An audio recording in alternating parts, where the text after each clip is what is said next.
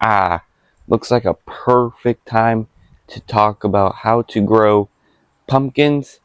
So in today's video, growers, we're going to talk about how you can grow your pumpkins just in time before Halloween arrives. So let's get started. Alright, so let's talk about the types of variety types.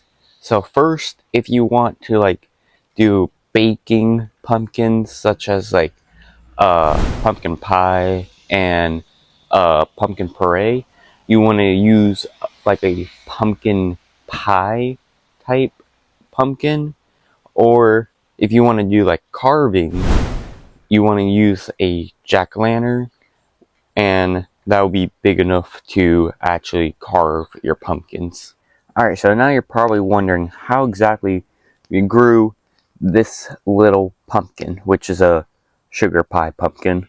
So obviously pumpkins love warm weather, so you want to plant them in July. You might still get away of planting it in August, but you want to choose one that's about 90 days or less, since they do take a while to actually grow and then mature the pumpkins.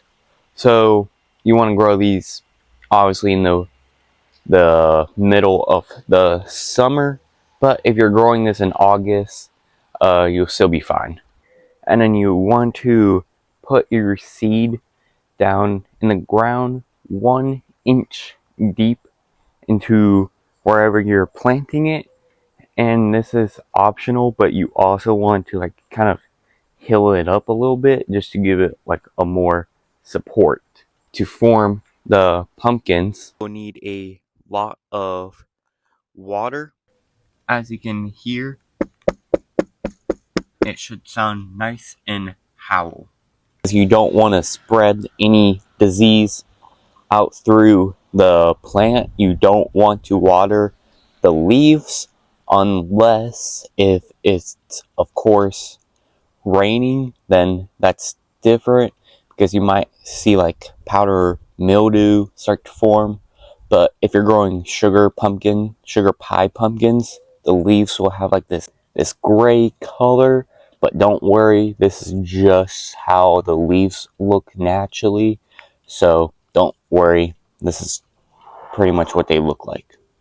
But to pollinate the flowers, you can either do it by hand, or obviously just let nature do it for you.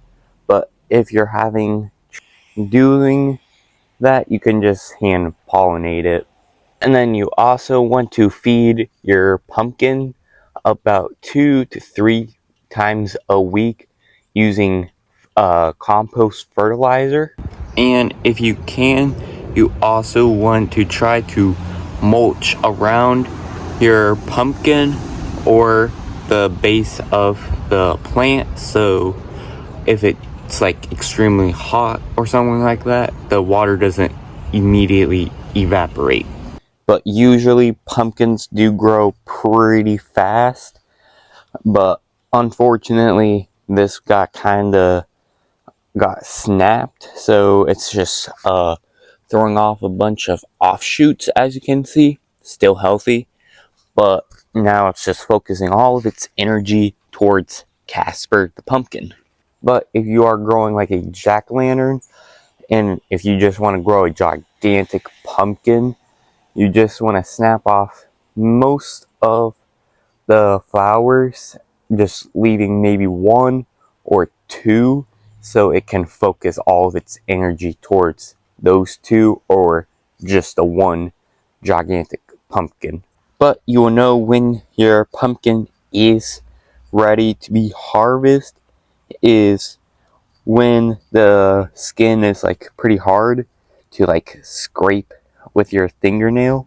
Even with pressure, it should be a little hard to scrape the skin off. As you can see, I just just barely scraped, and it did unmarked itself a little bit.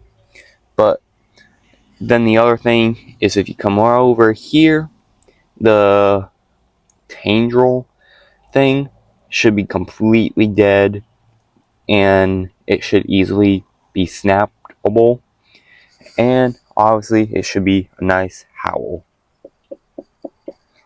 And then you want to come right about here or so, maybe right here, and just snap the stem off. And that's basically how you'll harvest your pumpkin once it's fully done growing.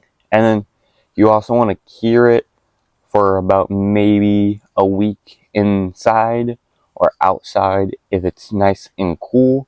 But you want to make sure your pumpkin does not obviously rot if you harvest it a little too early.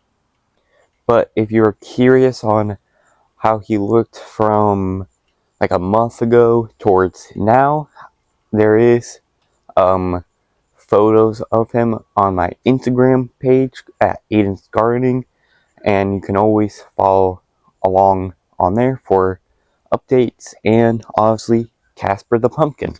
So hopefully you guys enjoyed this video, and I'll see you in the next one, and keep on growing.